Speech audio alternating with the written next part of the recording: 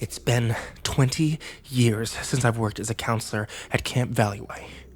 20 years that I've tried to forget what I saw, lying to myself and others about what I know happened, and for many of those years, I succeeded in fooling myself, pushing the dark thoughts to hidden places in my mind, but after reading the newspaper today, I can lie no longer. Let me begin my story. I started work when I was 15, spending my summers away at Camp Valleywood. The camp was nestled in the foothills of the Appalachians, cupped in a valley between two mountains with a natural lake at the center, its waters stained murky with southern clay. I worked as a swim instructor, and each week a new set of campers traveled from across the state to experience the outdoors. I still remember the exact day it happened. Tuesday, 5th week of camp, the hottest day of the summer and just before the 4th of July. That week was known as Rich Week to the counselors, since many of the wealthier parents took off for the holidays and left their children behind. They came right after the Orphan Week, which was when the Clarkstown Orphanage, largest in the state, traveled to the camp free of charge because the camp was government-owned. Yearly, the local residents came by at the end of the week, and children were often adopted. Just last week, a girl in my class had found a new home with some farmers a few miles out, and I remember seeing Ellie wave from the cab of a pickup truck as she started her new life in the country. As a swim instructor, in my off time, I helped the sail instructors patch sails under the water sports canopy. Logan, the head of water sports and about 5 years older than me, sat across the picnic tables, his eyes looking over the lake. Logan kept his hair in a tight buzz cut, revealing a scar around the back of his head, and when he spoke, it was in a deep drawl. "Michael, watch what you're doing," he growled, noticing that I had skipped a stitch. "I only got 2 eyes, and there's too much going on for me to watch everyone today." "I got it," I said, and put my head down.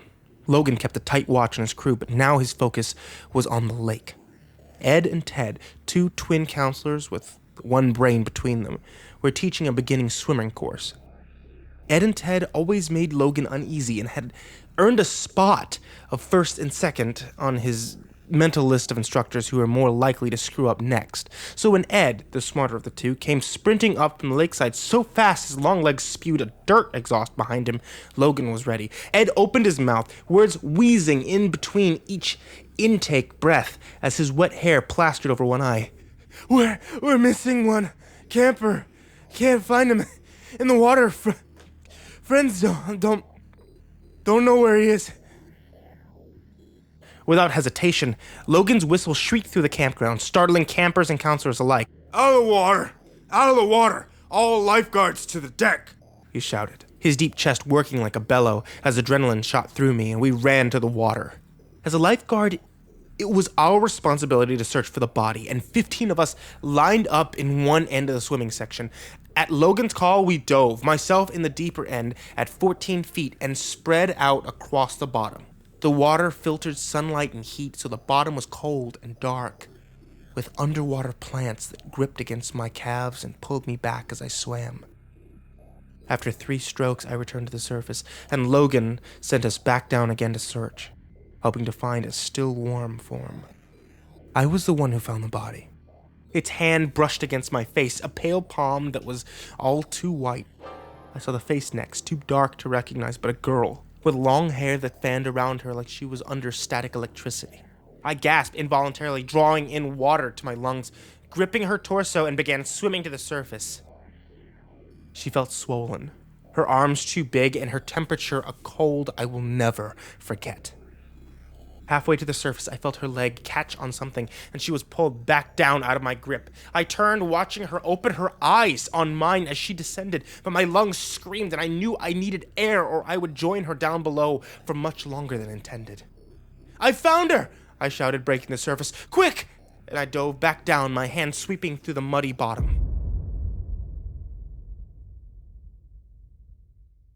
But I found nothing. Nothing but muck and empty water. Even as the other lifeguards joined, 5 minutes later, and Logan's whistle ran out again, calling us to the dock. "The camper's been found," he announced, "in a restroom by his side. Ed and Ted must have let him slip past them, and both of them will spend this night scrubbing the dock with your own toothbrushes." He paused, and I felt the other lifeguard's gaze fall on me. "You all are free to go, except for Mike. I want a word." The others trudged away, looking back at us over their shoulder. Logan focused on me, spittle meshing with his words as he hissed, "I don't know what the hell that was about, Mike, but you could have cost us a life with your false call back there. And next time you try something like this, I'll take yours." "But I saw something," I insisted. "I don't believe in ghosts, Mike. And we scoured that water. Get out of my sight. You're off waterfront." He left, and word spread across camp about what had happened. I could tell many of them detested me, and none believed what had happened, so I quit the next week and pushed it all from my mind, though it still found my dreams. That was 20 years ago. And today, I hold the newspaper, the top article calling back my memories. Murders at Camp Valleyway. 19 skeletons have been discovered in the lake of Camp Valleyway, several aged at over 30 years since time of death, and none younger than 10. Due to renovations, the lake was drained, revealing a collection of bones at the deepest region. Several femurs were found attached to anchors with rope. And after more investigation, the state police discovered the source of the bodies. 10 years ago, before Clarkstown Orphanage was shut down for embezzling state funds, each summer their orphans spent a week at the camp. 19 were thought to be adopted by locals in nearby proximity to the camp, but after reviewing records, police have discovered these adoptions never were documented. All 19 were drowned and disposed of in the lake, in an area too deep for the campers to normally enter. Except for one that drifted near the swimming area due to an insecure rope. It is believed that the orphanage collected funds appropriated for those children long after their deaths.